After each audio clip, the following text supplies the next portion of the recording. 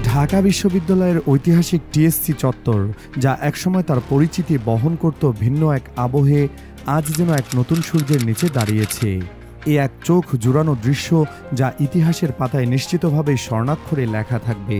ঢাকা বিশ্ববিদ্যালয়ের টিএসসিতে ঐতিহ্য আর সংস্কৃতির পীঠস্থান, বাংলাদেশ ইসলামী ছাত্র শিবিরের এক অভূতপূর্ব জাঁকজমকপূর্ণ আয়োজন, যা কেবল উপস্থিত জনতাকেই নয়, পুরো দেশকে এক গভীর আলোচনার দ্বারপ্রান্তে নিয়ে এসেছে। দর্শক, এটি নিছক কোনো সাধারণ ঘটনা নয়, এক নতুন ইতিহাস রচিত হওয়ার প্রাক্কালে আমরা দাঁড়িয়ে আছি। কেউ কি কখনো কল্পনা করতে পেরেছিলেন ঢাকা বিশ্ববিদ্যালয়ের প্রাণকেন্দ্র টিএসসি, যেখানে একসময় নির্দিষ্ট কিছু মতাদর্শের আধিপত্য ছিল অপ্রতিদ্বন্দ্বী, সেই চত্বরে ছাত্র শিবির এমন এক আলো ঝলমলে অনুষ্ঠান করবে? হয়তো এর আগেও দু একবার তাদের পদার্পণ ঘটেছে, কিন্তু এবারের চিত্র একেবারেই ভিন্ন। যে জাঁকজমকপূর্ণ আয়োজন এবং জনসমাগম দেখা গেছে, তা এক কথায় অভাবনীয়। শত শত মানুষ, সাধারণ দর্শক থেকে শুরু করে বিভিন্ন স্তরের শিক্ষার্থী, এমনকি সমাজের বিভিন্ন পেশার মানুষ, সবাই কৌতূহলবশত নয়, বরং এক গভীর অনুসন্ধিৎসা নিয়ে ছুটে গেছেন সেই দৃশ্য অবলোকন করতে। ছাত্র শিবিরের সর্বস্তরের নেতারা উপস্থিত ছিলেন, তাদের মুখমণ্ডলে উজ্জ্বল হয়ে উঠেছিল টিএসসির সুপরিচিত লাল আলোর ঝলকানিতে। চারদিকে এক উৎসবের আমেজ, যেখানে কেবল একটি ধ্বনি প্রতিধ্বনিত ছিল, শিবির শিবির শিবির। এই দৃশ্য, এর উপস্থিতি, এই আলো ঝলমলে আয়োজন নিঃসন্দেহে অভূতপূর্ব, অনন্য। এটি এমন এক পরিবর্তন যা একসময় ছিল অকল্পনীয়। টিএসসি, এই তিনটি অক্ষর যাদের জীবনের সাথে জড়িয়ে আছে, যারা ঢাকা বিশ্ববিদ্যালয়ের প্রাক্তন শিক্ষার্থী অথবা বর্তমানে এই প্রতিষ্ঠানের সাথে কোনো না কোনোভাবে সংযুক্ত, যারা টিএসসি কেন্দ্রিক বিভিন্ন সংগঠনের সদস্য হিসেবে এর প্রতিটি কোণাকে নিজেদের বলে জানতেন, তারা এই দৃশ্যের গভীরতা ও তাৎপর্য সবচেয়ে ভালোভাবে উপলব্ধি করতে পারবেন। তাদের কাছে এই পরিবর্তন কতটা অনন্য এবং কতটা অপ্রত্যাশিত, তা অনুধাবন করা আমাদের জন্য জরুরি। ব্যক্তিগতভাবে যখন আমি দেখতে পাই শায়েখে চরমনাইয়ের মতো ব্যক্তিত্ব টিএসসির এক কোণে বসে নির্দ্বিধায় চা পান করছেন, টিএসসির ছোট একটি চায়ের দোকান থেকে কাপ হাতে নিয়ে চত্বরের সামনে বসে আছেন, তখন আমাদের হৃদয়ে এক অন্যরকম ভালো লাগা কাজ করে। এটি কেবল এক ব্যক্তির চায়ের কাপ হাতে বসা নয়, এটি একটি গভীর প্রতীকী অর্থ বহন করে। এই দৃশ্যের তাৎপর্য বোঝার জন্য আমাদের প্রথমে টিএসসির বিগত দিনগুলোর চিত্রটা মনে করতে হবে। এই স্থানটি কেমন ছিল, এর চরিত্র কেমন ছিল? টিএসসি কেবল ভবন বা চত্বর ছিল না, এটি ছিল এক জীবনধারার প্রতীক, এক বিশেষ চিন্তা ও দর্শনের কেন্দ্রস্থল। আর এই পরিবর্তনে যে বিষয়টি সবচেয়ে লক্ষণীয়, তা হলো বাংলাদেশে ইসলামের পক্ষে যে গণজোয়ার সৃষ্টি হয়েছে, এটি তারই এক সুস্পষ্ট প্রতিচ্ছবি। টিএসসি এমন একটি স্থান ছিল যেখানে ইসলামের প্রকাশ্য বিচরণ প্রায় অচিন্তনীয় ছিল, অথচ আজ সেই স্থানে ইসলামপন্থীদের অবাধ বিচরণ দেখা যাচ্ছে, যা একসময় কেবল কল্পনারও অতীত ছিল। দ্যাট ওয়াজ আনইমাজিনেবল, কিন্তু সেই অকল্পনীয় বাস্তব রূপ ধারণ করেছে। দর্শক, এই মুহূর্তে আমি আপনাদের একটু থামিয়ে কিছু তথ্য জানতে চাই, কারণ আমাদের সব দর্শক হয়তো টিএসসির পুরনো ইতিহাস সম্পর্কে অবগত নন। যারা জানেন না, তাদের জন্যই এই বিস্তারিত আলোচনা। টিএসসি একসময় যেখানে তরুণরা আড্ডা দিত, বিভিন্ন চিন্তার খোরাক খুঁজত, সেখানে এক বিশেষ শ্রেণীর মানুষের আধিপত্য ছিল। তারা ছিল নাস্তিক্যবাদী চিন্তাধারার ধারক ও বাহক। টিএসসিতে ঘুরে বেড়ানো এক শ্রেণীর মানুষের কাঁধে প্রায়শই দেখা যেত পাঠের ব্যাগ, যা কেবল বইয়ের বোঝা নয়, বরং বহন করত প্রচলিত ধর্মীয় বিশ্বাসের প্রতি প্রশ্ন ও অবিশ্বাস। টিএসসি ছিল নাস্তিক্যবাদের এক অবাধ আড্ডাখানা, যেখানে ভিন্নমত ও ধর্মীয় আলোচনা প্রায়শই উপহাসের শিকার হতো। টিএসসি কেন্দ্রিক বিভিন্ন সাংস্কৃতিক ও সামাজিক সংগঠনের আড়ালে অবাধে চর্চা হতো নাস্তিক্যবাদ। এই সংগঠনগুলো, যেগুলোর বাইরের দিক থেকে প্রগতিশীলতার মোড়কে আবৃত ছিল, তাদের অভ্যন্তরীণ পরিবেশের ধর্মীয় অনুভূতিকে প্রায়শই কটাক্ষ করা হতো। এমন একটি পরিবেশে ইসলামপন্থীদের পক্ষে খোলাখুলিভাবে কোনো অনুষ্ঠানে আয়োজন করা ছিল এক অসম্ভব ব্যাপার। টিএসসি অডিটোরিয়ামে ইসলামপন্থীদের কোনো অনুষ্ঠান হবে, এটি কল্পনা করারও সাহস আমাদের ছিল না। এমন একটি ভাবনা ছিল কেবল অবাস্তব রূপ।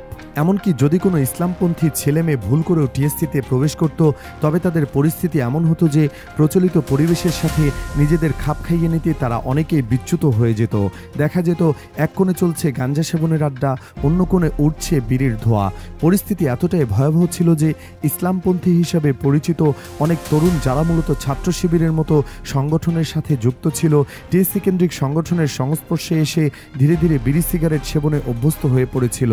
এমনকি পরিস্থিতি এতটাই জটিল ছিল যে নিজেকে ইসলামপন্থী প্রমাণ না করার জন্য অনেকে অদ্ভুত পন্থা অবলম্বন করত। এমনও শোনা যেত সাংবাদিক সমিতিতে কাজ করা কিছু ছেলে নাকি নিয়মিত বিড়ি সেবন করত, এমনকি 2-1 টান গাঞ্জাও টানত, শুধুমাত্র নিজেকে তথাকথিত প্রগতিশীল হিসেবে জাহির করার জন্য। তারা লম্বা চুল রাখত, প্যান্ট টাকনুর নিচে অন্তত 10 ইঞ্চি নামিয়ে পড়ত, যেন কোনোভাবেই কেউ বুঝতে না পারে যে তারা ইসলামপন্থী। তাদের চেষ্টা থাকতো নিজেদের বামপন্থী বা প্রগতিশীল হিসাবে উপস্থাপন করার, যাতে করে তারা টিএসসির প্রচলিত ধারার সাথে মিশে যেতে পারে। এই টিএসসি ছিল সেই স্থান যেখানে মানুষের ঈমান নষ্ট হতো, যেখানে নাস্তিক্যবাদের অবাধ চর্চা চলত এবং যেখানে ধর্মীয় বিশ্বাসকে দুর্বল করার জন্য এক সুচতুর পরিবেশ তৈরি হয়েছিল।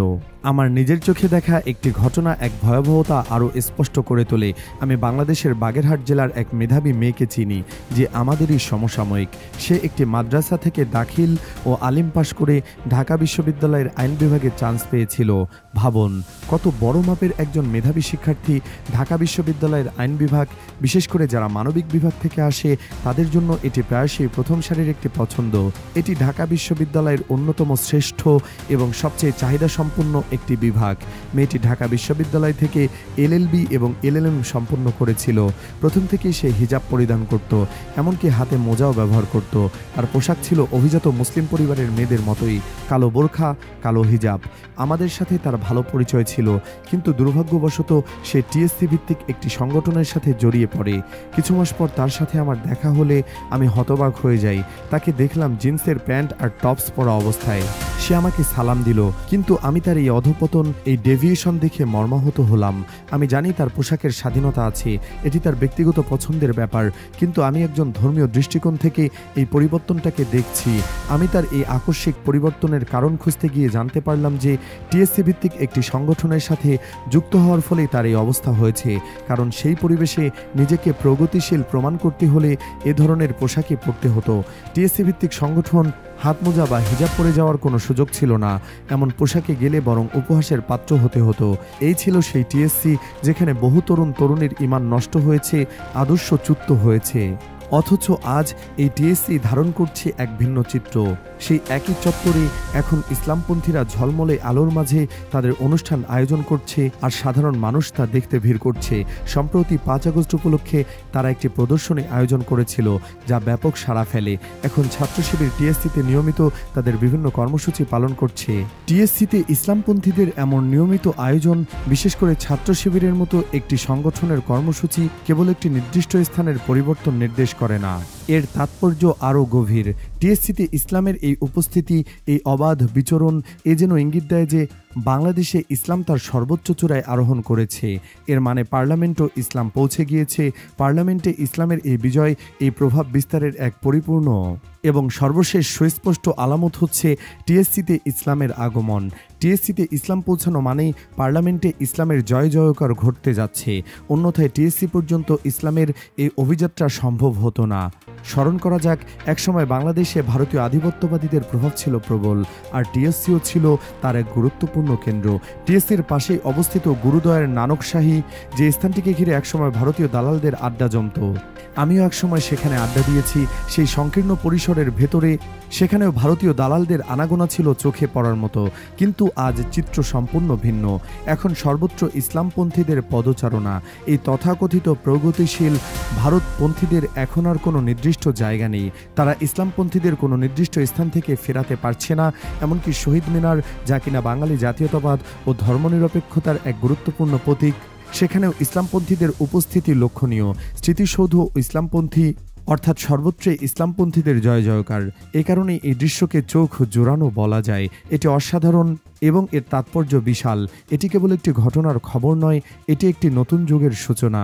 সম্প্রতি ঢাকা বিশ্ববিদ্যালয় টিএসসিতে ছাত্র শিবির নববর্ষ 2026 প্রকাশনা মোড়ক উন্মোচন অনুষ্ঠানটি ছিল এমনই এক জাঁকজমকপূর্ণ ও ঝলমলে আয়োজন। বাংলাদেশ ইসলামী ছাত্র শিবিরের উদ্যোগে নববর্ষ 2026 উপলক্ষে 2 দিনব্যাপী এই প্রকাশনা উৎসবের উদ্বোধন করা হয়েছে ঢাকা বিশ্ববিদ্যালয়ের টিএসসি প্রাঙ্গণে। এই মোড়ক উন্মোচন ও প্রদর্শনের উদ্বোধন করেন সংগঠনের কেন্দ্রীয় সভাপতি জাহিদুল ইসলাম। উদ্বোধনী বক্তব্যে তিনি বলেন, ছাত্র শিবির তাদের প্রতিষ্ঠালগ্ন থেকে সৃজনশীল প্রকাশনা তৈরি করে আসছে। নানা বাধা বিপত্তি এবং প্রতিকূলতা সত্ত্বেও দীর্ঘ পথ চলার পর তাদের এই প্রকাশনাগুলো এখন শিক্ষার্থী সমাজের মধ্যে আরও প্রাসঙ্গিক হয়ে উঠেছে। এই কথাগুলো নিছকই আনুষ্ঠানিকতা নয়, বরং এর পেছনে রয়েছে একটি সুচিন্তিত কৌশল এবং সফলতার দীর্ঘ ইতিহাস। ছাত্র শিবিরের প্রকাশনা কার্যক্রম তাদের দাওয়াতি কাজের অন্যতম একটি শক্তিশালী উপকরণ এবং এটি যে সফল তার প্রমাণ মিলেছে বহুবার। শিবিরের এই প্রকাশনার মাধ্যমে বহু শিক্ষার্থী প্রভাবিত হয়েছে এবং ধীরে ধীরে শিবিরের কর্মী ও সমর্থকে পরিণত হয়েছে। তাদের রুচি এবং উপস্থাপনার শৈলী দেখে আমি বিস্মিত। তাদের ডেকোরেশন, তাদের আউটফিট অথবা তাদের ডিজাইনের যে পরিশীলিত রূপ, এই সব কিছুই শিক্ষার্থীদের মুগ্ধ করে। আর এই বছর ছাত্র শিবিরের নবীনবরণ অনুষ্ঠান সারা দেশে এক অসাধারণ সাড়া জাগিয়েছে। শিবিরের ইতিহাসে এর আগে কোনো নবীনবরণ অনুষ্ঠান এত বড় মাপের সাড়া ফেলতে পারেনি, যা নিঃসন্দেহে তাদের সাংগঠনিক শক্তির এক নয়া দৃষ্টান্ত স্থাপন করছে। এই পরিবর্তন, এই জাগরণ, এটি বাংলাদেশের ইসলামপন্থীদের এক বিপ্লবের আলামত। আমি একে সরাসরি ইসলামী বিপ্লব বলবো না, কিন্তু নিঃসন্দেহে এটি ইসলামপন্থীদের একটি বিপ্লব যার সুদূর প্রসারী প্রভাব এখনই দৃশ্যমান। অন্যদিকে রোকেয়া হলের সিরাত সন্ধ্যা নিয়েও আলোচনা চলছে। এই অনুষ্ঠানে এক পাশে রোকেয়া হলের মেয়েরা দাঁড়িয়েছিল, অন্য পাশে সাদিকান নামক একজন এবং তার পাশে ফরাত আর রোকেয়া হলের মেয়ে। আমি নিশ্চিত নই যে এই মেয়েটি ছাত্র সংসদের বা ছাত্রী সংসদের প্রতিনিধি ছিলেন কিনা। এই ঘটনা নিয়ে চরমনাইয়ের লোকজন সমালোচনা করেছেন। সমালোচনা করা তাদের অধিকার এবং যদি সমালোচনার মধ্যে ভালো কিছু থাকে তবে তা গ্রহণ করা উচিত। তবে একই সাথে ঢাকা বিশ্ববিদ্যালয়ের বাস্তবতাও আমাদের মাথায় রাখতে হবে। সিরাত রাসূলের আলোচনা প্রাঙ্গণে এটি মনে রাখা জরুরি যে নারী ও পুরুষ একসাথে অনুষ্ঠান করা সিরাতের পরিপন্থী নয়। রাসূলুল্লাহ সাল্লাল্লাহু আলাইহি ওয়াসাল্লামের সময়ে নারীরা সরাসরি আল্লাহর রাসূলের কাছে প্রশ্ন করতেন এবং তিনি তাদের উত্তর দিতেন। শালীনতা বজায় রেখে এবং ফিতনা আশঙ্কা না থাকলে এমন আয়োজন করা যেতে পারে, এতে কোনো সমস্যা নেই। এমনকি রাসূলের কাছে এমন কিছু টেবু বা স্পর্শকাতর বিষয়ে প্রশ্ন করা হতো যা নিয়ে প্রকাশ্যে আলোচনা করা এক প্রকার নিষেধ ছিল, অর্থাৎ এরকম অঘোষিত নিষেধাজ্ঞা ছিল এমন আলোচনায়। সেই ধরনের প্রশ্ন মহিলা সাহাবীরা আল্লাহর রাসূলের কাছে করতেন এবং তিনি উত্তর দিতেন। রাসূলের দর্শে, এমনকি আয়েশা রাদিয়াল্লাহু তাআলা আনহা হাদিসের দর্শেও পুরুষরা উপস্থিত থাকতেন। সুতরাং এমন অনুষ্ঠান করা সিরাতের চেতনার পরিপন্থী নয়। অতএব ঢাকা বিশ্ববিদ্যালয়ের টিএসসিতে আজকের এই দৃশ্য, যেখানে ইসলামপন্থীরা তাদের স্বকীয়তার বজায় রেখে নিজেদের কর্মসূচি পালন করছে, এটি এক অনন্য ও চোখ জুড়ানো দৃশ্য। এটি কেবল একটি প্রতিষ্ঠানের পরিবর্তন নয়, এটি বাংলাদেশের সামগ্রিক সামাজিক ও সাংস্কৃতিক প্রেক্ষাপটে ইসলামপন্থীদের বিজয়ের এক সুস্পষ্ট আলামত। এটি ইঙ্গিত দেয় যে ইসলাম তার নৈতিক ও সামাজিক প্রভাব নিয়ে আবারও দেশের সর্বস্তরে তার স্থান করে নিয়েছে।